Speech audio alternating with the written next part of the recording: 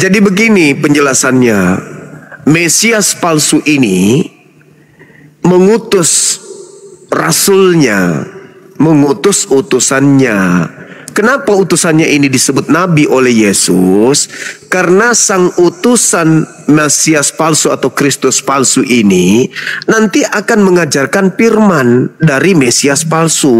Jadi Mesias palsu ini menjadi Tuhan bagi sang utusan, sang rasul. Sehingga sang rasul menerima firman dari Tuhan palsu, yaitu firman palsu, dan karena dia menerima firman, maka dia menerima firman palsu, dan dia menerimanya dari Tuhan palsu, dan firmannya itu firman palsu, dan kedudukannya sang menerima firman ini disebut sebagai nabi palsu. Kalau Anda mengatakan Paulus bukan nabi, oke. Sekarang dari mana Paulus menerima 13 buku ini?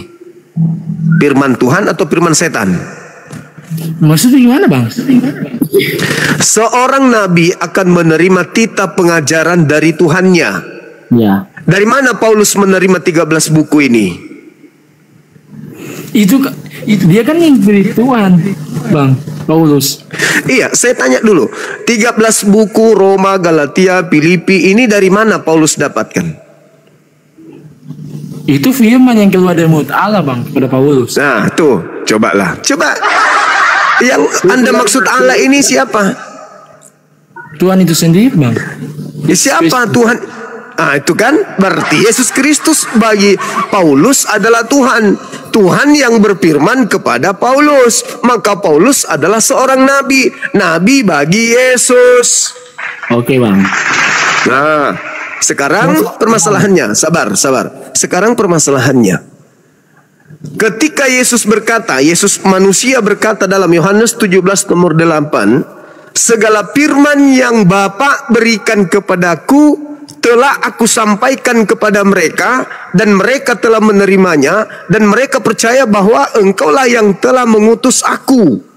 Segala firman yang Yesus terima dari Sang Bapa, pencipta langit dan bumi, sudah Yesus sampaikan kepada pengikutnya. Pertanyaan saya, segala firman yang Yesus sampaikan, murid-muridnya sudah terima. Apakah murid-muridnya terima kitab Roma, Galatia, Filipi, Efesus, dan semuanya itu? Dari segala firman tersebut? Bang, begini, Bang. Mau sampai di mana, Bang? Kamu nggak akan percaya tentang Paulus ini, Bang. Iya, memang nggak bisa percaya karena Yesus melarang. Karena kamu tidak menerima, Bang. Kan Yesusnya melarang, saudara. Pertanyaan saya sederhana. Ketika Yesus mengaku dalam Yohanes 17:8, segala firman yang engkau berikan kepadaku telah aku sampaikan. Pertanyaan saya, segala firman itu apakah termasuk 13 buku yang dikarang Paulus? Aduh, kasihan. Bang. Bukan kasihan. Anda yang kasihan. Bang, begini, Bang. Saya mau tanya. Gimana? Kenapa sih, Bang, benci sama sekali sama Paulus ini, benci? Bukan benci. Yesusnya menasihatkan jangan percaya, bukan benci. Justru yang harusnya bertanya, saya yang harus bertanya kepada Anda, kenapa Anda cinta kali kepada orang yang Yesus sendiri larang jangan percaya? Kenapa Anda cinta sama dia? Loh, kok bang bung? Jawab pertanyaannya. Anda ini pengikut Yesus atau Anda serigala sih? Bukan kepada Paulus itu, Bang, nabi palsu. Loh, kalau bukan kepada Paulus, lalu siapa yang mengaku bertemu dengan Kristus di padang gurun? Itu kan firman Paulus keluar dari mulut Allah itu. Saudaraku, dengarkan saya. Dengarkan saya kali ini aja. Kenapa kalau Anda benci sama Paulus, Bang? Saya tidak benci, saya tidak percaya sesuai dengan nasihat Yesus. Alamak. Saudara, dengarkan saya dulu, dengarkan saya dulu. Saya uraikan kenapa saya tidak percaya. Yesus berkata di tahun 33 Masehi, segala firman yang engkau berikan kepadaku telah aku sampaikan kepada mereka. Itu tahun 33 Masehi. Kapan Paulus mulai menulis suratnya? Tahun 50. Tesalonika ditulis tahun 50. Efesus ditulis tahun 60. Titus tahun 65, Filemon tahun 60, Galatia tahun 55, Kolose tahun 60, Filipi tahun 60, 1 Korintus dan seterusnya itu ditulis tahun 55, Roma ditulis tahun 55, lalu kemudian Timotius ditulisnya tahun 64. Pertanyaan saya, dari mana Paulus menerima 13 buku ini? Sementara di tahun 60, di tahun 33 Yesus sudah menamatkan firman yang diterima oleh Tuhan kepadanya. Tahun 50 Paulus ngarang, itu terima dari mana? Oke Bang, saya jawab ya. Ya, menurut saya yang semua itu karena firman yang keluar dari mulut Allah Bang. Entah Abang percaya atau tidak, ya yang saya tahu seperti itu. Tuhan yang mana? Kan yang utusan Tuhan kan cuman Yesus. Iya, tapi kan Yesus berfirman kepada Paulus Bang. Yesus menyampaikan firman terakhir tahun 33. Bang, begini Bang, Yesus itu kan Allah sendiri Bang.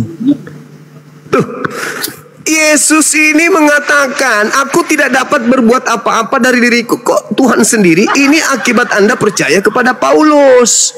Makanya error. Oke Bang. Jadi begini Bang. Kenapa? Yang saya mau tanya Bang. Kalau Abang kan bilang Paulus ini nabi palsu. Yesusnya yang mengatakan, bukan saya. Oke, menurut Abang, tapi saya tidak percaya kalau Yesus menyampaikan itu kepada Paulus, kalau Paulus nabi palsu. Lalu siapa yang mengaku bertemu dengan Kristus di padang gurun? Siapa? Kalau bukan Paulus, lalu siapa? Jadi begini Bang, seandainya Paulus ini benar-benar nabi palsu, dia mau cari untung di mana Bang? Apa keuntungan dari Paulus ini? Al-Quran saya mengatakan, dengar, Al-Quran saya mengatakan, Fawailul lilladzina yaktubuna al-kitaba bi aydihim thumma yaquluna hadza min indillah. Dia menulis sebuah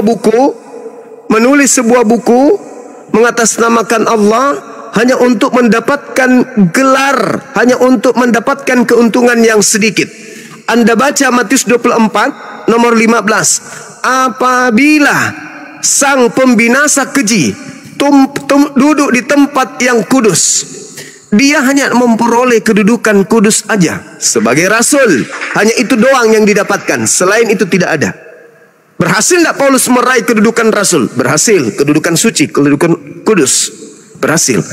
Ada keuntungan yang lain? Enggak ada. Sama seperti iblis. Sekarang kalau Anda bertanya seperti itu, apa keuntungan iblis kemudian tidak hormat kepada Adam? Ada hadiah dia dapat? Enggak ada, cuma neraka. Bedanya dengan Paulus apa? Enggak ada sama sekali. Itu yang perlu Anda pahami. Kemudian Yesusnya sudah jelas-jelas mengatakan, jangan kamu percaya. Kalau orang sehat tidak percaya dong, meskipun terlanjur Kristen. Loh, ini kok ada perintah ternyata, kenapa kita jadi Kristen ya? Padahal perintahnya jangan percaya. Akibat percaya jadilah Kristen. Maka ketika menjadi Kristen, ajarannya seluruhnya bertentangan dengan ajaran Yesus. Yesus satu Tuhan. Yesus mengajarkan dirinya utusan Tuhan. Yesus ajarkan sunat, puasa, jangan makan babi, apalagi jangan ibadah minggu. Itu semua dilarang oleh Yesus. Dengan menjadi Kristen, maka semua yang dilarang Yesus Anda lakukan. Habis itu Anda ngaku-ngaku sebagai pengikutnya. Oh, Andalah serigala nyamar domba itu berarti. Begitu saudara, kan sederhana. Jadi, kan Bang, dia hanya mencari kedudukan ya, keuntungan yang sedikit. Sang pembinasa keji itu hanya duduk di tempat yang kudus. Matius 24 nomor 15. Paulus ini dipenjarakan banyak. Ya itu akibat saudara. Di belakang Paulus siapa? Iblis. Ya. Yesus Kristus yang menuntunnya. Sabar dulu, nanti kita berikan Yesus. Di belakang Paulus itu iblis. Maka iblis apa yang dengar dulu? Oke. Apa yang ditampilkan oleh iblis di permukaan semuanya baik untuk apa? Untuk menjerat, supaya orang itu simpatik, supaya orang itu kemudian bisa tertipu, bisa terperdaya.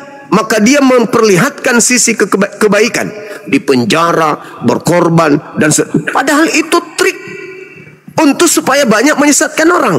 Ingat Matius 24 pesan Yesus nomor 4, nomor 5. Waspadalah agar kamu jangan disesatkan, sebab akan datang banyak orang mengaku Kristus dan mengatakan akulah Kristus. Dia akan menyesatkan banyak orang. Bagaimana caranya menyesatkan? Kalau tidak memperlihatkan sisi seakan-akan baik. Kalau dia jahat, ada nggak bisa tersesat olehnya? Enggak. Dia harus menampilkan sisi kebaikan. Sama seperti iblis yang datang kepada Adam, memperlihatkan kebaikan-kebaikan. Ujung-ujungnya binasa. Oke, Bang. Itu Jadi, intinya. Oke, silakan. Oke, Bang. Jadi Bang, menurut Abang, Paulus hanya mencari kedudukan ya? Keuntungan sesaat, kenikmatan sesaat, sama seperti iblis. Oke. Iya. Oke, Bang. Abang bisa bedakan nggak Paulus sama Nabi Muhammad, Bang? Bisa, sangat bisa. Ya. Nabi Muhammad, Bang, saya hanya cari tahu ya ini. Oke. Iya, nggak apa-apa. Okay. Bagus. Yang penting jangan menghujat. Nabi Muhammad kedudukannya sama seperti Musa. Ya. Nabi Musa nggak peduli siapapun di depannya, kalau Tuhannya sudah perintahkan, itu Nabi Musa lakukan. Tuhannya mengatakan bunuh, Nabi Musa bunuh. Nabi Musa diperintahkan perangi, Nabi Musa perangi. Apapun yang diperintahkan oleh Tuhan kepada Nabi Musa tidak pernah kemudian menolak. Itu Nabi. Kedua, Nabi Musa menerima firman dari langit, bukan dari hasil melakukan penyelidikan. Nabi Muhammad menerima hal yang sama, tidak mendapatkan dari hasil penyelidikan. Nabi Muhammad memiliki umat, Nabi Musa memiliki umat. Nabi Muhammad punya kitab suci, Nabi Musa punya kitab suci. Nabi Muhammad kemudian mendengarkan perintah Tuhan, ditaruh di mulutnya firman Tuhan itu, lalu disampaikan kepada umatnya, sama seperti Nabi Musa. Dan Ulangan 18 nomor 18 Tuhan berkata, aku akan mengutus seorang nabi yang sama seperti engkau Nabi Musa. Aku akan menaruh firmanku di dalam mulutnya. Dia akan berkata apa? Kata Ulangan 18, Bismi Anoki. Dia akan berucap firmanku dengan mengatasnamakan namaku. Bismillah Ar-Rahman Ar-Rahim. Itu jelas itu. Lalu kemudian di dalam Kisah Para Rasul 3 Anda baca nomor 2223. Ya. Bukankah di dalam kitab Tauratmu dikatakan Tuhan akan membangkitkan seorang nabi dari saudara-saudaramu sendiri, dan akan terjadi barang siapa yang tidak mendengarkan nabi itu akan dibasmi dari umat kita.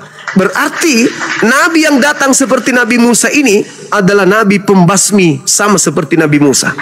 Nabi Musa, siapapun di depannya, kalau diperintahkan perangi, bunuh, jangan kau biarkan apapun yang bernapas di dalamnya, maka Nabi Musa akan turut melakukan hal yang sama. Begitu juga nabi yang sama seperti Musa ini. Siapa yang tidak mendengarkan ucapannya, yaitu firman yang diterimanya, maka dia akan dibasmi, dilenyapkan dari bangsa kita. Baca kitab saudara.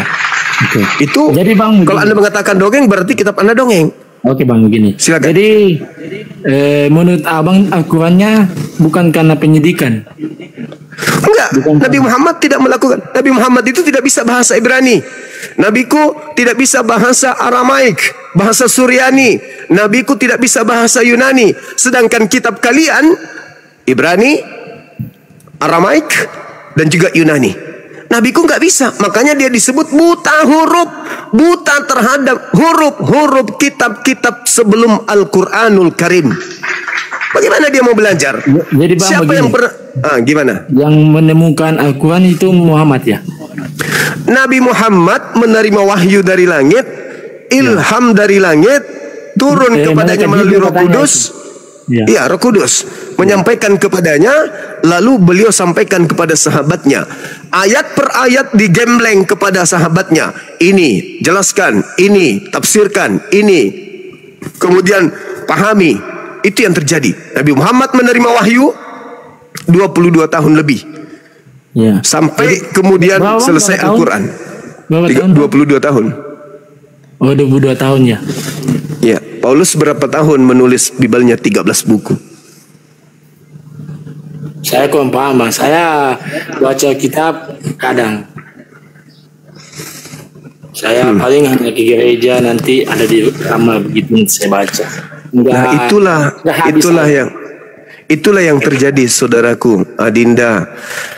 Kenapa orang Kristen itu percaya diri sebagai anak-anak Tuhan, orang yang paling benar?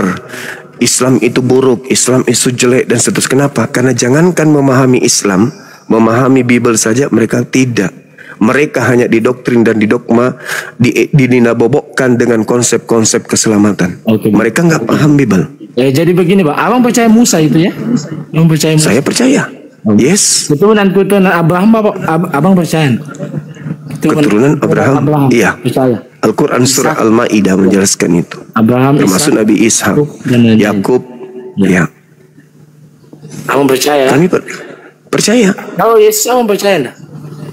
Kalau Yesus yang Anda maksud itu adalah orang yang Nabi yang datang ke tengah-tengah Bani Israel, lahir tanpa ayah, saya percaya. Abang percaya?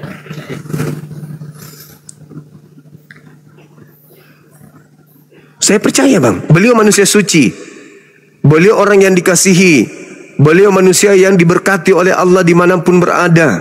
Haleluya. Beliau orang yang menghormati ibunya. Saya percaya. Tapi saya tidak percaya kalau dia itu mati terkutuk untuk menjadi tumbal dosa-dosa Kristen. Saya nggak percaya karena itu ajaran pagan. Abang tidak percaya penyaliban itu? Enggak, karena penyaliban itu menurut Yahudi dilakukan kepada pelaku dosa besar yang sepadan dengan hukuman mati. Lalu kemudian menurut Yahudi berdasarkan Ulangan 21, 22, 23, hukuman salib itu hanya diberikan kepada orang yang dikutuk oleh Elohim. Betul sekali ya, Bang. Karena toh manusia itu yang terkutuk, makanya Yesus itu mati di kayu salib. Betul. Kenapa Yesus yang dikutuk? Karena dia membela, Bang, umat manusia. Tidak bisa. Kedatangan Yesus itu untuk menyelamatkan manusia, Bang. Makanya itu saudaraku, kayu salib. Saudara, maaf, Bang. Iya. Memang Abang akan percaya itu. Abang tidak akan percaya. Sekarang kalau begitu biar saya percaya, syaratnya apa? Anda tunjukkan dalil kepada saya, Elohim mau mengampuni dosa manusia asalkan manusia menumbalkan anak manusia. Mana dalilnya? Itu kan, Bang, tertulis. Karena besar kasih Allah akan dunia ini. Yohanes 3 nomor 16. Anak yang tunggal supaya orang yang percaya kepadanya tidak binasa.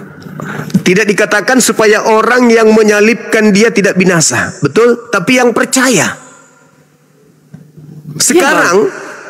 Sekarang Yesusnya mengatakan, Anda percaya enggak kalau Yesus mengatakan bahwa aku tidak bisa berbuat apa-apa dari diriku sendiri. Aku serahkan semuanya kepada Bapa. Berarti yang punya wewenang kapasitas untuk melakukan hal kepada Yesus Bapa, dan Yesus hanya mengikuti instruksi Bapa. Yohanes 3 nomor 43. Iya, Bang, karena dia jadi manusia, Bang. Tidak, sekarang begini. Sekarang begini, saudara. Sekarang begini. Tolong kamu tunjukkan di mana dalilnya Elohim mau menghapuskan dosa manusia dengan menumbalkan anak yang dikasihinya. Di mana dalilnya? Itu memang yang Yohanes. Karena besar kasih Allah akan dunia ini. Apakah di situ berbicara mengenai salib? Ya kan di situ, Bang. Ya, abang kan di situ berbicara salib gak? Kan abang kan di situ salib itu artinya apa, Bang? Tanda salib itu hukuman bagi orang yang dikutuk Elohim. Dikutuk oleh Allah kan? Ya. Ya, karena manusia itu yang dikutuk oleh Allah, jatuh ke dalam dosa. Itu kan sudah ada di Kejadian. Manusia yang jatuh. Oh, jadi maksud Anda karena manusia sudah jatuh ke dalam dosa, maka Tuhan mengutus Tuhan Junior untuk menjadi tumbal penebus dosa manusia, gitu maksudnya? Tuhan turun ke bumi ini menjadi serupa manusia, Bang. Untuk bunuh diri demi untuk menghapuskan dosa manusia, gitu. Diri, Bang. Loh, lalu ngapain dia datang? Untuk apa dia datang? Untuk menyelamatkan. Dengan cara Itu kan abang sudah katakan tadi itu salib. Dengan cara disalib. Berarti yang menyalib Yesus ini pahlawan. Ya bang? Berarti yang menyalib Yesus ini pahlawan. Orang yang tidak percaya itu bang, itu kan Tuhan Yesus bilang di kayu salib. Ampunilah mereka, sebab mereka tidak tahu apa yang mereka tahu. Iya, berarti mereka sudah diampuni. Berarti yang membunuh Yesus ini pahlawan. Ya? Pahlawan berarti buat Kristen. Mereka tidak mengenal Kristus itu bang, makanya dia menyalibkan. Iya, maksudku, maksudnya Anda kan mengatakan dia datang ke bumi untuk menyerahkan nyawanya. Bagaimana caranya dia menyerahkan nyawa? Harus ada eksekutor. Siapa eksekutornya? Siapa eksekutornya? Tentara Romawi. Berarti tentara Romawi ini adalah pahlawan ketuhanan untuk Kristen. Betul? Aduh bang. Loh, kalau mereka tidak membunuh Yesus, berarti dosa kalian tidak ditebus. Berkat usaha mereka berusaha siang dan malam mencari Yesus, sehingga dia menangkapnya, menyeretnya ke tiang salib, lalu mengeksekusi pada hari Jumat, dibunuhnya dia di atas tiang salib, maka 2 miliar orang Kristen terselamatkan. Pembunuh Yesus itu pelaku dosa atau pahlawan? Bang, begini bang. Sebelum Yesus disalib dia sudah tahu bang. Tahu apa? Sebelum Yesus disalib dia sudah tahu dia akan mati. Berarti dia juga sudah mempersiapkan para eksekutor. Nah sudah begitu jalannya bang. Berarti mereka yang pada zaman itu berarti orang-orang, berarti tentara Romawi ini adalah pahlawan. Mereka adalah malaikat-malaikat penyelamat Kristen. Pada zaman itu Yesus ada. Justru karena tidak percaya, justru karena tidak percaya Yesus terjadi pembunuhan. Kalau mereka percaya Yesus, berarti mereka tidak membunuh. Benar sekali bang. Berarti berarti kalau Anda sudah kan yang menghukum itu seperti Adam, tidak percaya kepada firman Allah. Janganlah engkau makan buah ini yang tengah-tengah ini. Bukan tidak percaya, dia percaya, tapi ada kekuatan yang lebih kuat menggodanya sampai kepercayaannya, kepercayaannya itu luntur. Makanya bang begitu, tidak taat ya dengan perintah Allah. Sekarang manusia saat ini tidak taat pada perintah Allah, makanya jatuh ke dalam dosa. Sekarang saudara, kalau Anda mengatakan mereka yang tidak percaya sehingga mereka menyalibkan, berarti keselamatan itu dihasilkan dari ketidakpercayaan orang-orang kepada Yesus. Karena kalau mereka percaya, mereka tidak salib Yesus. Sekarang pertanyaan saya, yang masuk ke surga orang yang percaya atau orang yang tidak percaya? Orang percaya Yesus masuk surga. Orang percaya. Berarti kalau orang tidak menyalib Yesus masuk surga. Bukan begitu bang.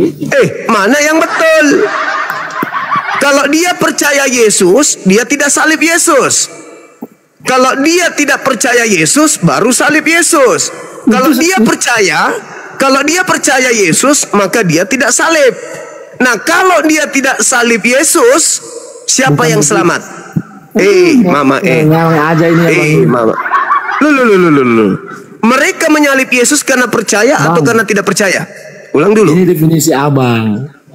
Saya bertanya, mereka menyalib Yesus karena percaya Yesus atau karena tidak percaya Yesus? Bang, itu kan sudah memang dari Allah. Saya sudah bilang maksudnya Anda ingin mengatakan bahwa pembunuh-pembunuh Yesus ini pelaku-pelaku firman. Ini kan sudah direncanakan katanya. Berarti sudah dirancang, ada yang menyalib, ada yang tidak percaya. Berarti Tuhan merancang orang-orang ini untuk tidak percaya agar mereka menyalib Yesus. Dengan menyalib Yesus, Kristen diselamatkan. Berarti mereka ini adalah pahlawan ketuhanan untuk Kristen. Iya. Mengeraskan hati kan, Bang? Mereka kan mengeraskan hati untuk tidak percaya. Mereka mengeraskan hati. Bang, sama seperti Raja Fir'aun, kan? Musa datang kepada Fir'aun, tetapi Fir'aun mengeraskan hati. Itu kan Allah sudah bilang, sampaikan kepada Musa, saya akan membuat Fir'aun untuk mengeraskan hati. Saya akan menurunkan turah-turah terhadap mereka, kan? Iya. Karena pengingkaran Fir'aun terhadap perintah Musa. Tuhan melalui Musa. Ya. Betul? Betul. Nah, sekarang apa bedanya dengan tentara Romawi ini? Kalau Anda mengatakan sudah dinubuatkan, untuk datang ke bumi agar Kristen terselamatkan. Berarti tentara-tentara Romawi adalah orang-orang yang sudah disiapkan oleh Tuhan untuk menyelamatkan Kristen. Betul? Iya, Bang. Ya enggak apa-apa. Pemahaman Abang begitu enggak apa-apa. Loh kok jadi Bang pemahaman saya? Sekarang kalau tentara Romawi ini percaya kepada Yesus, apakah Yesus disalib? Kalau mereka percaya, Tuhan telah mengeraskan hati, Bang, untuk kepada Fir'aun, kepada mereka, Bang. Oke, berarti mereka sudah Bang. Berarti tujuan Yesus, Bang, tujuan Yesus ada pada saat itu. Berarti Bang. Oke, berarti Tuhan Anda sudah mengeraskan hati tentara Romawi. Tuhan Anda yang kemudian menyesatkan orang Romawi ini sehingga dia tidak percaya kepada Yesus. Betul? Sudah, Bang, nggak ngerti firman, Bang. Percuma, Bang. Abang, maksudnya? Abang kan tidak mau menerima kebenaran. Saya justru karena ingin menerima. Saya bukan orang yang mau membabi buta kayak babi terima saja seruduk babi, enggak. Saya harus tahu titik kebenarannya, baru saya percaya. Kalau tidak masuk logika saya, bertentangan dengan dalil, saya tolak. Jadi ketika Anda mengatakan orang-orang Romawi tidak percaya kepada Yesus sampai dia dibunuh, artinya akibat tidak percaya kepada Yesus melahirkan keselamatan bagi Kristen. Oke, Bang. Bang, tapi tentara Romawi adalah pahlawan bagi Kristen. Bang. Saya timbul fitnah Edis TV itu, Bang. Dia bilang kepada Nandar itu perbedaan Nabi Muhammad dengan Paulus itu. Abang terima nggak itu? Apa perbedaannya? Itu yang dikatakan Edis TV itu sama Nandar itu. Apa itu, Bang? Paulus katanya itu hanya ya menurut Abang kan mencari apa? Apa katanya Abang tadi? Paulus? Iya, sama seperti yang dilakukan tentara Romawi. Menurut Abang tadi. Tentara Romawi hanya untuk mendapatkan kedudukan populer, membunuh Tuhannya Kristen. Paulus hanya mendapatkan kedudukan sebagai duduk di tempat yang suci, mendapatkan kemudian popularitas menjadi rasul. Selebihnya neraka. Katanya Edis TV itu, Bang, apa itu ya, Muhammad itu? Kenapa? Kata Edis TV itu enggak? Abang lihat itu enggak? Sampaikan aja, enggak usah sungkan, sampaikan aja. Enggak apa-apa, udah. Sampaikan aja, Bu.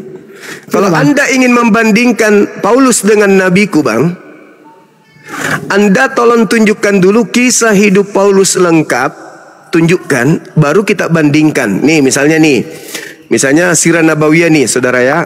Ini kitab Sirah Nabawiyah menceritakan tentang kisah Nabi Muhammad dari sebelum dia lahir sampai dia meninggal dunia. Lengkap di sini kisah hidupnya. Supaya kita bandingkan dengan Paulus Anda. Tolong, di mana sejarah hidup Paulus dari sebelum dia lahir sampai dia meninggal dunia? Buku apa itu? Apa nama kitabnya? Biar saya baca, habis itu kita ambil kesimpulan mana yang benar hidupnya, Paulus atau nabiku Nabi Muhammad. Anda kan tidak tahu sejarah Paulus. Anda tidak ngerti ngapain aja dia. Bahkan sekedar tahu siapa bapaknya, siapa ibunya, Anda tidak tahu. Sekedar Anda tahu berapa usianya, ngapain aja dia, Anda tidak tahu. Kapan dia mulai menerima kemudian wahyu? Yang tahu justru saya. Dia terima Roma, dia terima Filipi tahun sekian, justru saya menyelidiki. Tetapi ketika Anda ditanya apa yang Paulus lakukan dalam hidupnya sehari-hari pada usia 20 tahun, 21 tahun, 30 tahun, apa yang dilakukan? Tidak tahu. Mana tahu dia pencuri maling sapi. Kita tidak tahu. Tapi kalau nabiku tidak ada yang disembunyikan, lengkap di sini. Jadi kalau mau membandingkan seseorang dengan seseorang yang sabar, kalau mau membandingkan seseorang yang satu dengan seseorang yang lain, harus kita angkat semua riwayat hidupnya dalam satu keadaan sempurna, komplit. Tidak boleh kemudian hanya muncul-muncul di padang gurun rebah, menerima firman, bla bla bla. Nggak perlu, bukan begitu. Ceritakan secara utuh. Siapa dia sebelum dia lahir, setelah dia anak-anak, setelah dia kemudian remaja, ketika dia dewasa, siapa dia? Mana buku yang harus saya baca tentang Paulus? Tidak ada buku tentang Paulus di atas muka bumi ini. Dia orang yang gelap sejarah hidup, tidak diketahui siapa bapaknya, siapa ibunya. Sama seperti iblis, tidak diketahui siapa keluarganya. Demikian. Jadi Bang, begitu saudara. Yang fiti yang saya terima itu katanya apa? Paulus apa? Nah, saya hanya bertanya ya Bang, bisa nggak? Iya, silakan. Nah, ini saya lihat dari Edi Steve itu yang fitinya sama Nandar itu. Ya. Yang dia bilang katanya sebelum Nabi Muhammad menjadi nabi, istrinya satu katanya. Benar? Iya. Setelah dia menjadi nabi. Iya, betul. Benar itu Bang? Iya. Jadi Muhammad sebelum menjadi nabi, istrinya satu. Setelah menjadi nabi, istrinya banyak katanya itu. Iya, karena dia sudah menjadi raja, sama seperti Daud, sama seperti Salomo, sama seperti Abraham, sama seperti Musa, sama seperti raja-raja yang lain. Itu, saudaraku. Satu-satunya raja utusan Tuhan di atas muka bumi ini, yang istrinya satu ketika manusia sudah banyak dan banyak menguasai, hanya nabiku Nabi Muhammad yang sedikit istrinya. Kalau Yesus kan tidak pernah jadi raja, makanya dia tidak ada istri menurut tradisi Kristen. Meskipun secara kritis Yesus itu punya istri juga, poligami juga. Nah, gitu saudara. Betul disampaikan Edis itu punya istri di bawah. Iya, nggak masalah. Sekarang begini saudara. Sekarang begini. Ketika ada perintah dari Tuhan kepada Abraham. Atau jangan Abraham, ke Adam, beranak cuculah yang banyak, penuhilah bumi. Di dalam Kejadian 1 nomor 26, yang mempraktekkan dan menggenapi nubuatan terhadap Tuhan kepada Nabi Adam, Nabi Muhammad atau Paulus? Paulus memberikan cucu kepada Adam berapa orang?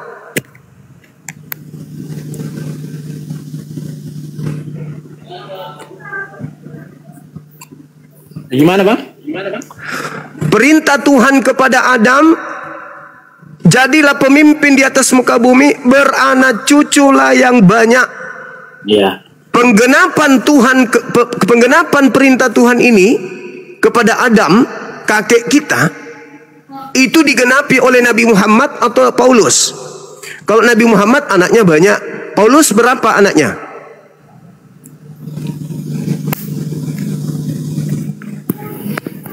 Ya, saya sudah tahu bang. Bukan pelaku firman Paulus itu. Kedua, Abraham di Kejadian 17 dikatakan oleh Tuhan Allah, engkau akan menjadi bapa sebagian besar anak manusia, dan engkau akan menjadi bapa dari nabi-nabi. Keturunanmu akan banyak seperti pasir di pantai. Sekarang yang menggenapi nubuatan tersebut Nabi Muhammad atau Paulus?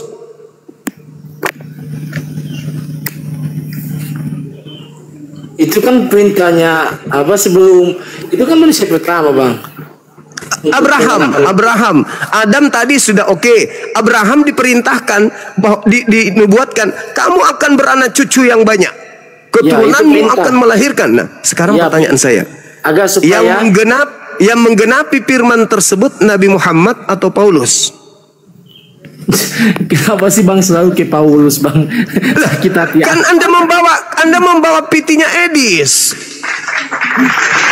Yang ketiga, orang suci orang suci. Kita berbicara mengenai kesucian. Ya. Nabi Muhammad sallallahu alaihi wasallam manusia biasa. Paulus juga manusia biasa. Mereka makan dan minum. Manusia biasa ketika makan akan ada saripati masuk dalam tubuh. Saripatinya akan bertumbuh dan akan memproduksi yang disebut sperma. Nabi Muhammad mensucikan dirinya dengan menyalurkan spermanya kepada istrinya. Paulus menyalurkan spermanya dengan cara apa?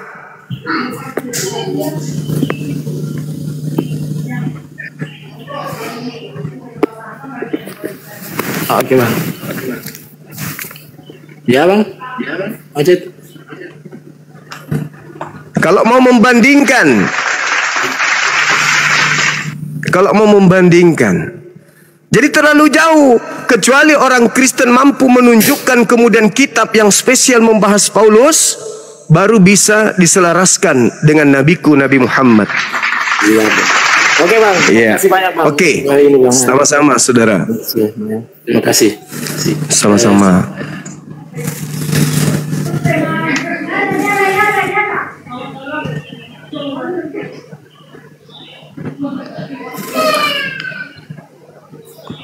Oke. Selamat datang, selamat siang.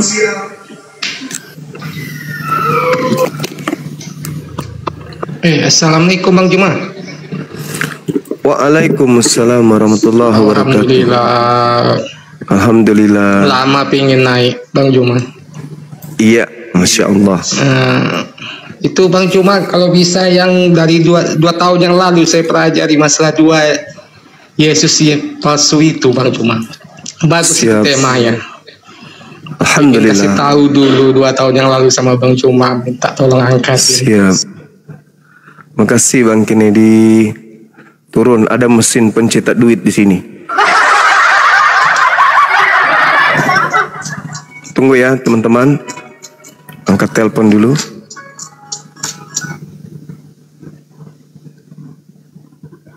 Tunggu ya.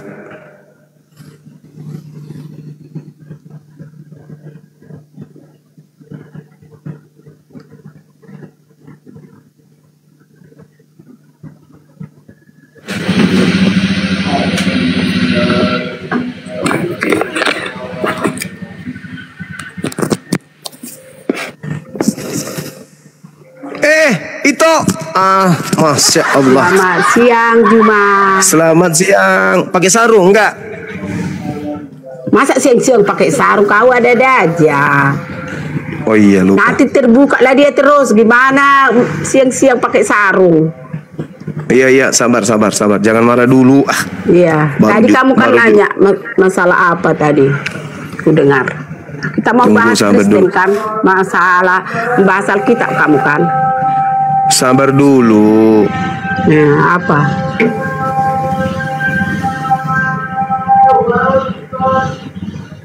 Tunggu.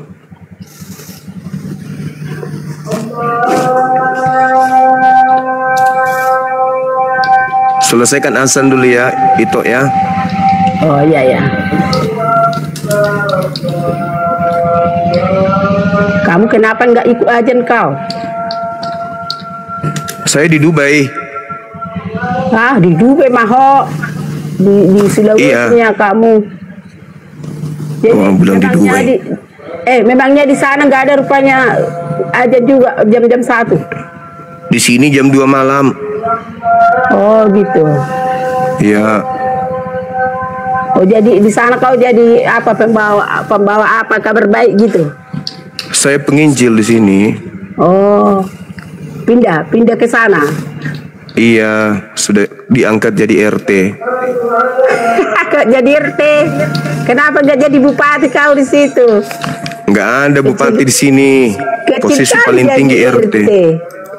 Masa jadi RT? di sini terbalik. Yang paling rendah presiden, habis itu gubernur, habis itu camat, habis itu naik lagi desa, habis itu naik RW, paling tinggi RT kalau di sini. Beda dengan di sana.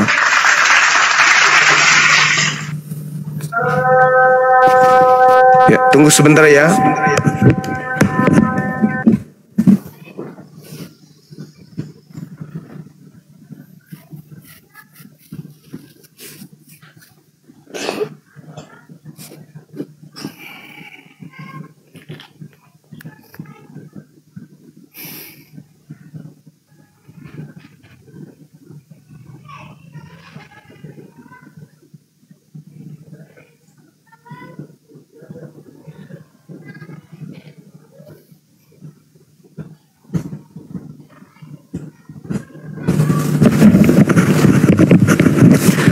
Halo, Ito.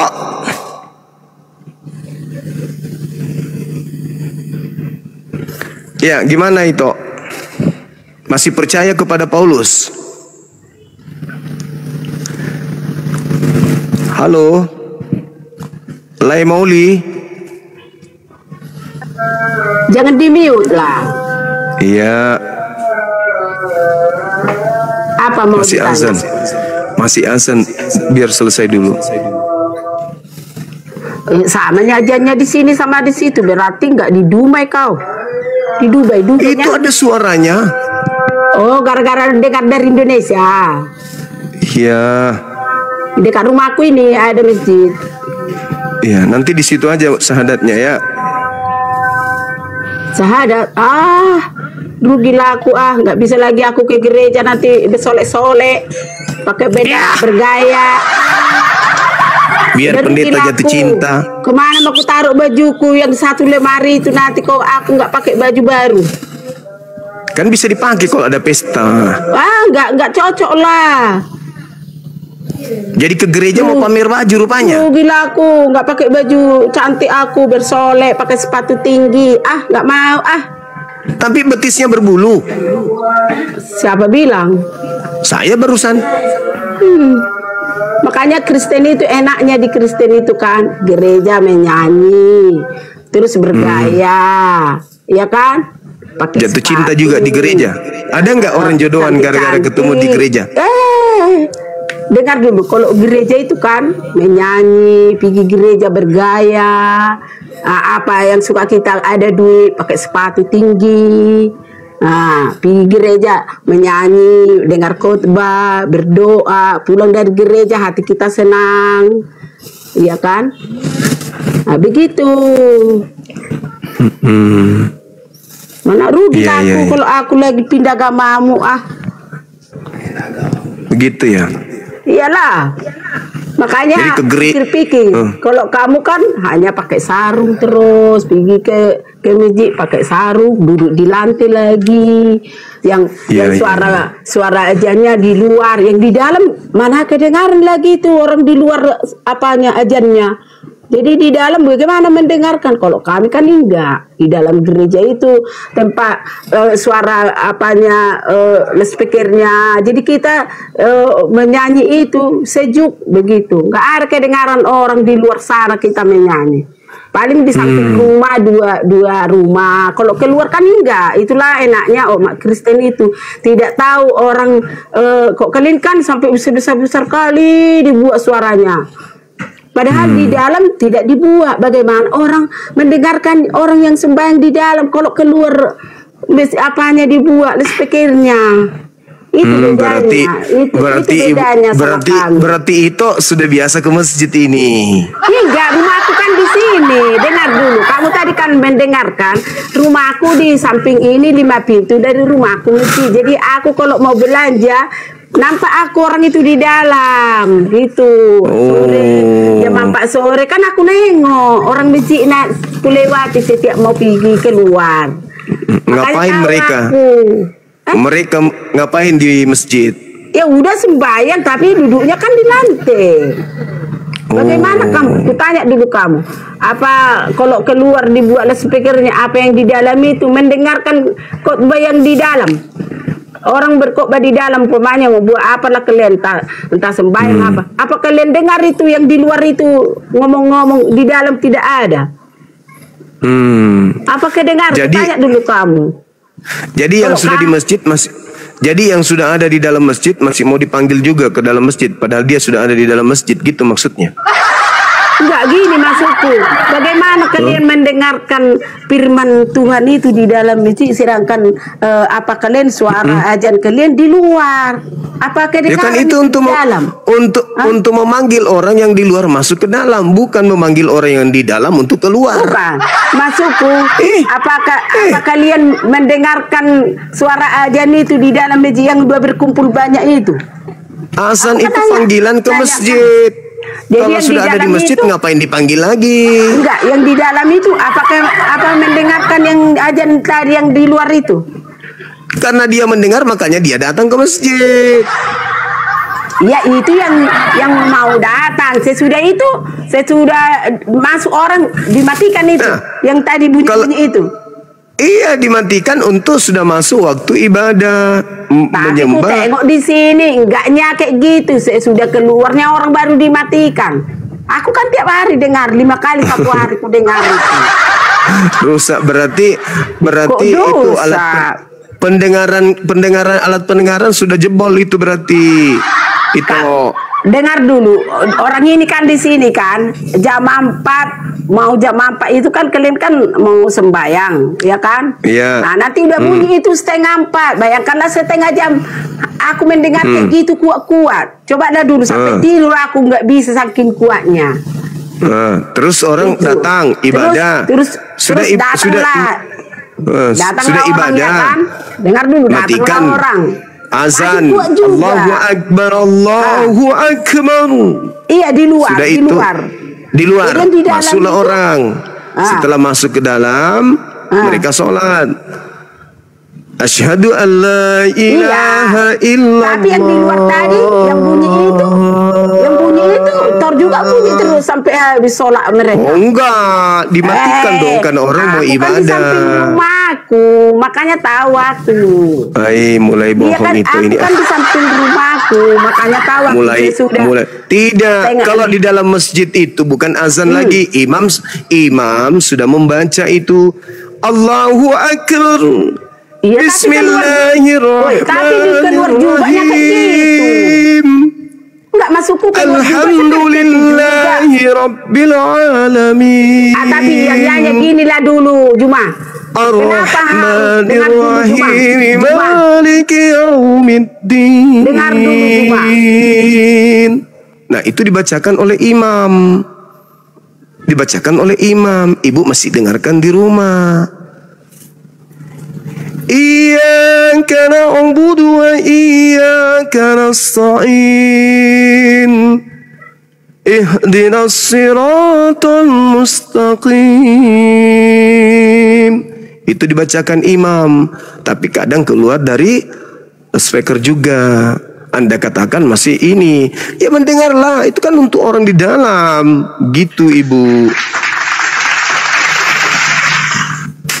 Dia tidak mau pindah ke masjid karena takut bajunya nggak dipakai lagi, nggak bisa lagi bergaya-gaya, gitu. Ini bahaya ini. Halo, selamat sore, siang. Ya, selamat siang, Saudara Juma. Selamat siang. Siang, Saudara Joandre. Dari mana, Bang? Katolik, Protestan? Kristen ya, Protestan ya. Protestan. Jangan Bang, percaya Paulus ya. Iya. Pertanyaan itu. Pertanyaan. Bukan perintah, pertanyaan. Tapi kalau Yesus, gimana Bang? Jawaban saya percaya. Mengapa? Tapi Yesus mengatakan jangan. Nggak ada Yesus ngomong begitu. Matius 24 nomor 23 25. Memang ada kata Paulus di situ, ada nama Paulus disebut di situ. Meskipun tidak disebutkan nama Paulus, tapi dikatakan gitu. Itu kan berbicara tentang konteksnya apa. Jadi dalam memahami ayat Alkitab itu, tentu kita harus tahu teks dan konteksnya, Saudara Juma, gitu. Konteks teks dan konteksnya gitu loh. Karena sekarang begini, itu ayatnya ajarkan saya itu tidak sendiri, tidak berdiri sendiri, itu menyeluruh. Gitu. Ajarkan saya ketika saya nggak perlu ajarin Anda. Ini kita ketika jangan percaya Paulus loh. Petiknya kan itu. Ketika lisannya Yesus berkata, apabila ada orang berkata ada Mesias di sini, ada Mesias di sana, jangan kamu di situ siapa? Jangan kamu percaya, kamu di situ siapa? Kepada murid-muridnya itu yang mendengarkan itu. Oke, berarti kepada murid-muridnya yang hidup sesaman dengan Yesus, betul? Betul. Nah, ketika kemudian murid-muridnya bertemu dengan Paulus, dan Paulus mengatakan, aku bertemu dengan gurumu di padang gurun. Muridnya percaya atau tidak percaya? Ada ngomong kayak begitu. Justru Rasul Petrus itu, Simon Petrus itu mengatakan apa kepada Rasul Paulus? Saudara terkasih, saudara Juma. Itu pernyataan saya ulang lagi. Simon Petrus loh. Mengatakan saya ulang lagi. Paulus itu apa? Saudara terkasih. Begitu. Gimana sih? Saya ulang lagi. Enggak, ini konteksnya aja. Jangan percaya Paulus. Apa yang menjadi dasar Anda mengatakan jangan percaya? Kalau saya mengatakan saya percaya. Dasarnya apa? Anda bertanya, saya menjawab dong. Coba Anda jangan dipotong. Anda dasarnya apa? Jangan percaya itu apa? Matius 24. Sebab Mesias loh. Anda kan bertanya sama saya. Ini saya tinggal pencet ini, Anda terlempar dari sini. Jadi kalau mau diskusi dengan saya, Matius 24 nomor 24, sebab Mesias palsu dan nabi-nabi palsu akan datang dan melakukan banyak mukjizat sekiranya bisa memungkinkan menyesatkan murid-murid pilihan juga. Betul? Betul. Di ayat itu Matius 24 itu konteksnya tentang apa, Juma? Tentang Mesias palsu. Tentang Mesias palsu. Salah. Itu konteksnya itu tentang akhir zaman. Jadi Tuhan Yesus itu di Matius 24 itu khotbah Yesus tentang akhir zaman, Juma. Oke, baik. Gimana sih kamu? Matius 24 coba mau baca turunkan tuh di atas tuh. Khotbah tentang akhir zaman. Baik, tolong jangan dinaikkan dulu, Adinda, yang di bawah diturunkan dulu. Kayaknya ini daging begini saya suka. Tolong diturunkan dulu yang satu, saudara abang dibawa dulu. Ini daging ini. Oke, sekarang saya mau tanya sama saudara. Ketika Yesus datang dengan tanda-tanda yang Yesus sampaikan, itu terjadi di abad pertama. Maka pertanyaan saya, akhir zamannya di abad keberapa? Loh, Tuhan Yesus itu tidak menyatakan di situ kapan itu terjadi. Memang di situ tertulis di Matius 24. Saya ulang lagi. Akhir zaman itu akan terjadi jam sekian. Saya ulang lagi. Saya ulang lagi. Tanda di situ. Saya ulang lagi. Kalau tanda-tanda kedatangan Yesus itu terjadi di abad pertama, maka akhir zamannya itu berada di abad keberapa? Tidak ada di situ dikatakan abad keberapa. Gimana sih kamu? Saya ulang lagi. Saya ulang lagi. Ternyata daging busuk ini, teman-teman.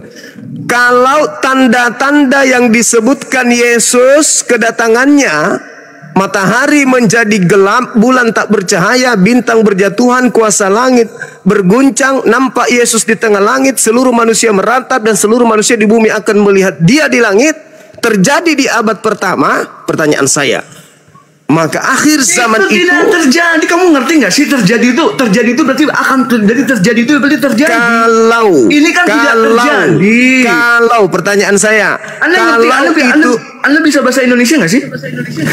Kalau tanda-tanda itu khotbah tentang akhir zaman. Tuhan Yesus kalau tanda-tanda bahwa jangan diturunkan ya, teman-teman.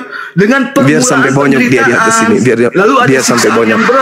Adik-adik saya tolong jangan diturunkan biar dia mau busuk di atas. Tanda-tanda itu bukan berarti terjadi, Juma. Kamu ngerti pertanyaan saya? Gini, saya kasih contoh Juma. Pertanyaan saya.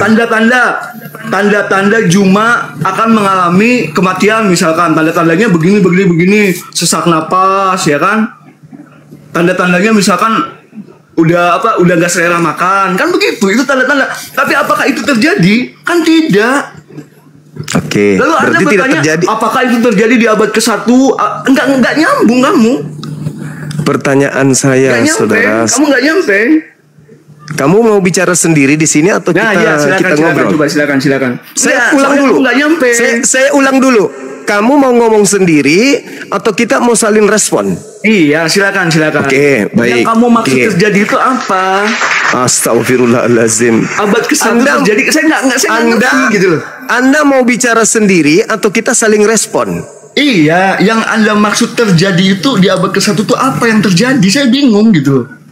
Sementara ayat itu kan berbicara khotbah Yesus di akhir zaman. Yesus memberitakan tanda-tanda itu. Apa yang akan terjadi nanti di akhir zaman. Lalu Anda ngomong, terjadi nggak di abad ke-1? Bingung saya. Yang terjadi itu apa gitu loh, bingung. Sudah. Ini ke konteksnya aja deh. Jangan percaya Paulus. Ya toh? Lalu Anda membawa Matius 24. Jadi itu nggak berdasar gitu loh. Karena di ayat itu tidak ada nama Paulus. Anda memaksakan ke ayat itu. Paham? Sudah. Iya. Sudah. Iya. Oke. Pasang kuping ya. Pakai akalmu. Saya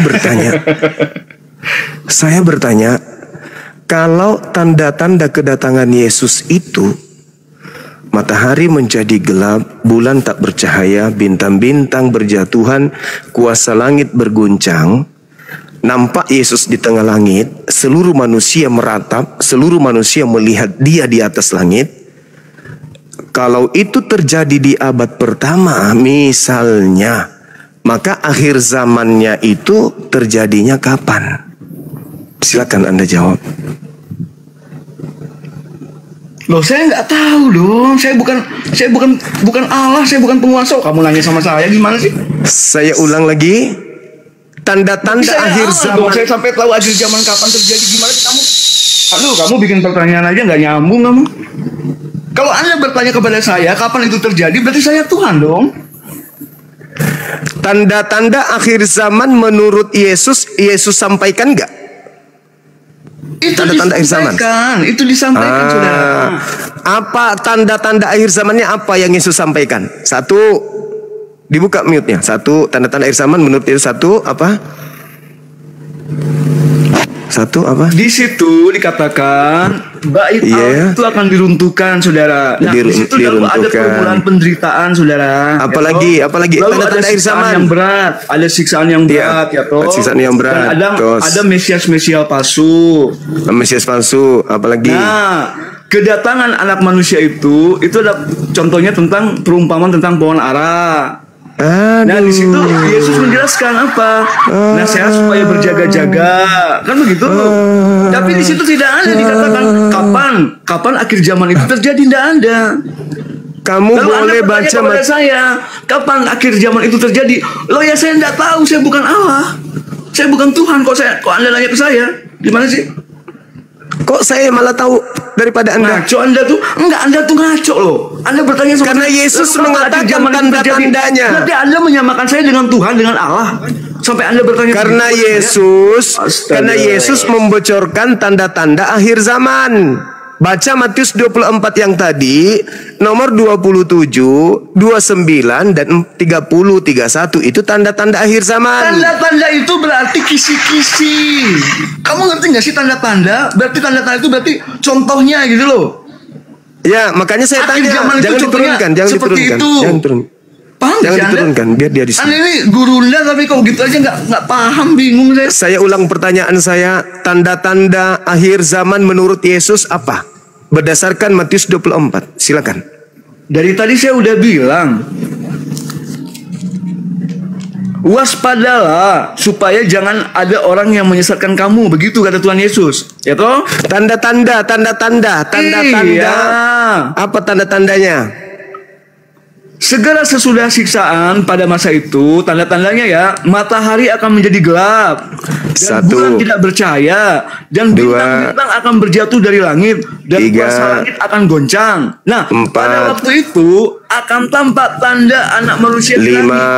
Itu tanda, saudara. Jadi tanda itu adalah kisi-kisi. Ya, tanda-tanda ini adalah tanda akhir zaman. Tanda-tanda akhir zaman. Betul? Iya, betul. Betul. Betul? Sekarang Betul. Pertanyaan saya, kalau tanda-tanda itu terjadi pada saat abad pertama dulu, berarti kapan akhir zamannya? Anda kan berandai-andai itu. Pertanyaan itu mengawang-awang. Anda sedang berandai-andai. Seandainya itu berarti lagi apa? Berhalusinasi. Jadi ini tanda-tanda, saudara, bukan berarti itu terjadi. Lalu Anda berhalusinasi. Andai, seandainya, tanda-tanda. Gimana sih kamu itu? Oh, tanda-tanda gurunda, udah, kamu bukan gurunda. Kamu di mata saya nggak ada ilmu. Itulah salah satu cara trik iblis, saudara-saudara, memperbodoh diri. Kata Al-Quran, yukhadi'una allaha walladina amanu wa ma yakhda'una illa anfusahum wa ma yash'urun. Mereka hendak menipu Allah dan menipu orang-orang beriman, padahal sesungguhnya mereka menipu diri mereka sendiri. Dia sedang menipu dirinya. Karena dia tahu sebenarnya, dia ngerti. Cuman karena dia ingin menipu kita, seakan-akan dia benar, tapi kata Allah, dia hanya menipu dirinya sendiri. Jadi bahan tertawaan. Kalau itu terjadi di abad pertama, berarti kiamat abad pertama. Terjadi abad kedua, berarti abad kedua. Terjadi abad ketiga, berarti abad ketiga. Tetapi karena belum terjadi sampai sekarang, karena belum ada tanda-tanda itu, maka kiamat belum terjadi sampai sekarang. Mereka tidak paham. Karena kenapa? Mereka nggak mau tahu. Andai saja terjadi di abad pertama, berarti kiamat terjadi di abad pertama. Karena tidak terjadi, berarti yang datang kepada Paulus bukan Yesus. Itu yang dia ingin sembunyikan. Karena kalau Yesus yang datang, diikuti tanda-tanda tadi. Tetapi karena ada yang mengaku ketemu di padang gurun, tapi tanda-tanda itu tidak ada, makanya dia berusaha menyembunyikan itu. Berarti yang datang kepada Paulus, yang tidak diikuti oleh tanda tersebut, itu bukan Yesus. Memang mereka lihai, teman-teman. Lihai memang mereka ini, anak-anak Tuhan. Lihai memang.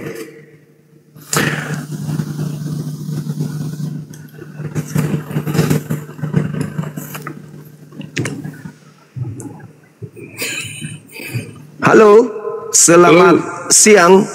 Siang. Dari sekte mana? Kristen. Katolik atau Protestan? Protestan. Nah, saudara, ini ada tema nih. Yesus mengajarkan jangan percaya kepada orang yang mengaku bertemu dengan Kristus di padang gurun. Kenapa kemudian Anda percaya kepada Paulus yang mengaku bertemu dengan Kristus di padang gurun? Silakan. Saya percaya Yesus, bukan percaya Paulus. Kalau percaya Yesus berarti tidak jadi Protestan. Kan Paulus mengajarkan ajaran Kristus. Di mana? Kan Yesus mengajarkan jangan percaya kepada Paulus. Oh, di Matius 23 itu ya. Matius 24, jangan percaya kepada Paulus yang mengaku bertemu dengan Kristus di padang gurun dan di dalam bilik. Nah, bilik itu apa? Bilik itu kamar rahasia. Kamar rahasia dalam bahasa Yunaninya temeong. Kamar rahasia artinya penjara atau sel. Tidak boleh masuk orang sembarangan di situ. Itu bilik rahasia. Nabi Muhammad apa? Kotak hitam juga sama kan? Nabi Muhammad tidak pernah menerima wahyu di dalam kotak Ka'bah. Tapi Paulus menerima 3 kitab di dalam bilik penjara. Dia menulis surat, mengaku menerima dari Yesus. Kata Yesus, jangan kau percaya. Dia menulis surat itu loh, Bang. Iya, menulis suratnya informasi dari Yesus. Dalam Galatia 1 nomor 11 nomor 12 dia katakan, aku menerima suratku Injil dari Yesus. Berarti dia mengaku bertemu Yesus dalam bilik rahasia, yaitu penjara. Sekarang pertanyaan saya, ketika Yesus mengatakan jangan kamu percaya kepada orang yang mengaku bertemu Kristus di gurun, pertanyaan saya, kenapa justru Anda percaya? Ya, saya percaya Yesus, bukan percaya Paulus. Kalau percaya Yesus, Anda tidak jadi Protestan. Tulisan-tulisan Paulus itu kan untuk menasihati jemaat-jemaat yang ada di situ. Tidak urus. Tidak ada salah. Paulus, Yesusnya mengatakan jangan percaya, nggak urus. Mau nasihati ke, mau mengkristenkan ke, mau menyelamatkan ke, nggak urus. Yesusnya mengatakan jangan kamu percaya. Yesus juga bilang nggak percaya kepada Paulus. Yesus nggak bilang kayak gitu. Yesus mengatakan kalau ada orang mengaku bertemu dengan Kristus di gurun dalam bilik, jangan kamu percaya. Paulus mengaku bertemu dengan Kristus di gurun pada saat dia ke Damsyik. Perintah Yesusnya jangan percaya. Berarti jangan jadi Protestan, jangan jadi Katolik, jangan jadi Kristen. Karena Yesus melarang. Iya. Itu dalil. Kita nggak menyembah Paulus. Siapa bilang menyembah Paulus? Yesus mengatakan jangan kamu percaya kalau ada orang mengaku bertemu dengan Kristus di gurun. Bukan jangan kau sembah, jangan kau percaya. Tulisan Paulus itu tentang apa juga dia? Nggak suruh. Nggak urus. Dia mau tulis apa kek, nulis itu kek, memberitakan apa kek, memberitakan harga telur, harga pepaya, harga nangka, nggak urus. Yesusnya mengatakan jangan percaya. Enggak, dia nggak ada tulis harga nangka, harga itu nggak ada. Dia tulis. Makanya kan kamu menguraikan apa yang ditulis Paulus. Kami nggak peduli sekarang. Yesus tidak mengatakan apa yang dia tulis. Yesus mengatakan jangan kamu percaya. Ya, terus apa untungnya juga Paulus dia ikut? Apa untungnya juga ada? Mau untung, mau rugi, mau buntung, EGP. Yesusnya melarang jangan percaya. Kok di situ jadi aneh? Iya, nggak percaya Paulus, percaya Yesus, tulisan-tulisan Yesus. Anda percaya Paulus? Kalau Anda Anda percaya Yesus, Anda tidak percaya Paulus. Iya. Sekarang dari mana Anda? Lewat mana? Tulisannya Kristus lewat Paulus, ya saya percaya. Tapi untuk percaya, sekarang Paulus ini menerima ajaran dari mana Paulusnya? Dari Yesus. Berarti Anda mengakui kalau Paulus ketika di gurun bertemu dengan Kristus. Perintah Yesusnya percaya atau jangan percaya? Saya percaya tulisannya karena dia latar belakangnya apa dia. Berarti Anda adalah anti Yesus. Berarti Anda adalah serigala yang nyamar-nyamar pengikut Yesus. Karena Yesus mengatakan itu menurut Yesus mengatakan percaya atau jangan percaya? Saya percaya Yesus. Yesusnya berkata ketika ada orang mengaku bertemu dengan Kristus di gurun, perintah Yesusnya percaya atau jangan percaya? Di padang gurunnya mana? Saya memang nggak percaya. Padang gurun yang mana? Mau padang gurunnya di Papua? Di mana kek? Yang jelas Yesusnya melarang. Jangan kau percaya. Padang gurun atau enggak? Padang gurun dong. Kotanya, kota. Makanya baca Bible itu benar-benar. Itu kota. Kota apa? Perjalanan ke Damsyik. Kota apa? Ketika dia menuju ke Damsyik, Paulusnya mengatakan dia bertemu kemudian dengan Kristus ketika dia menuju ke Damsyik. Iya. 1 Raja-Raja 19 nomor 15. Damsyik adalah padang gurun. Gimana dong? Itu ya zaman dulu ya memang kan udah zaman ke sini kan banyak orang juga tinggal di situ ya, pasti ada perkotaan lah. Iya, sekarang 2000 tahun yang lalu itu gurun, Cak Ayu. 2000 tahun yang lalu. 2000 tahun saat Paulus berjalan ke Damsyik sesuai dengan 1 Raja-Raja 19:15. Padang gurun. Raja-raja itu kan zaman lain lagi, Bang.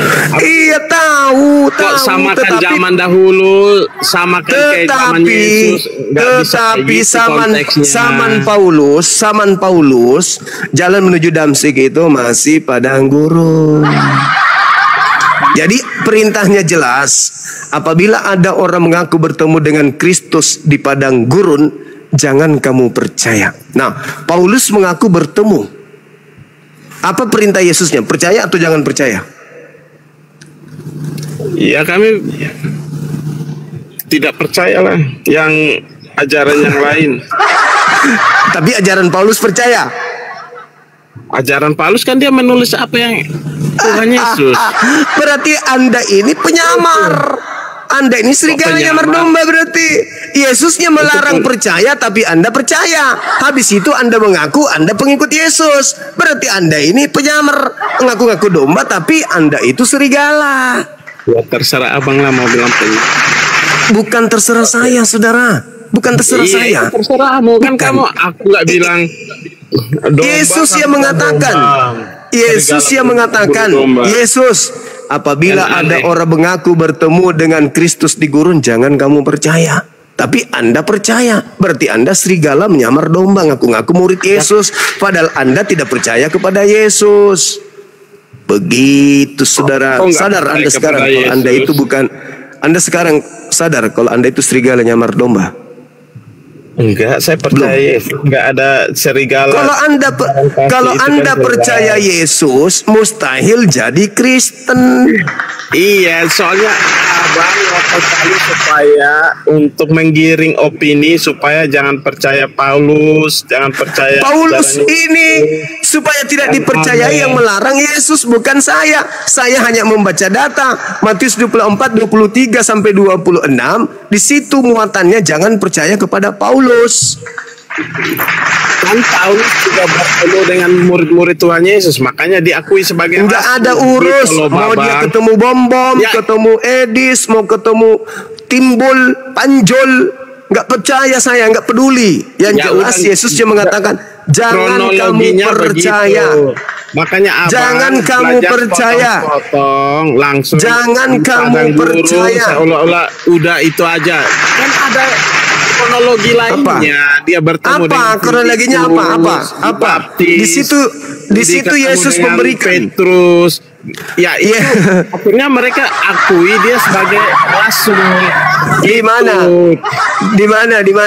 Makanya kemudian di Kisah Para Rasul. Kisah 4, 5 kan itu setelah dia dipanggil di padang gurun berarti kalau begitu membuat Yesus bahwa murid-muridnya akan disesatkan oleh nabi palsu tersebut tergenapi dong. Matius 24 nomor 24, nabi palsu itu melakukan banyak mujizat sekiranya mungkin menyesatkan murid-murid pilihan. Apa yang dilakukan Paulus memang mujizatnya? Yang wallahu alam, kan Paulus ini banyak mujizatnya. Apa salah satunya? Dipatok ular nggak mati. Kok hidupnya setelah ikut Tuhan Yesus pun terdampar di karam kapal. Mau orang Yahudi. Itu yang dia dapat. Iya.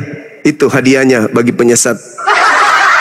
Nanti kalau kamu sudah ketemu Yesus, kamu ditanyakan, cupu, kenapa kamu kemudian mempercayai Paulus? Ya kau jawablah, saya percaya Paulus karena begini.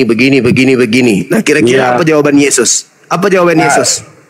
Kira-kira apa jawaban Yesus? Paulus. Kira-kira jawaban Yesus lihat dari hidupnya. Hidupnya dulu adalah apa kata Yesus? Agama. Enyahlah daripadaku, aku tidak mengenal kalian. Kalian adalah pembuat kejahatan.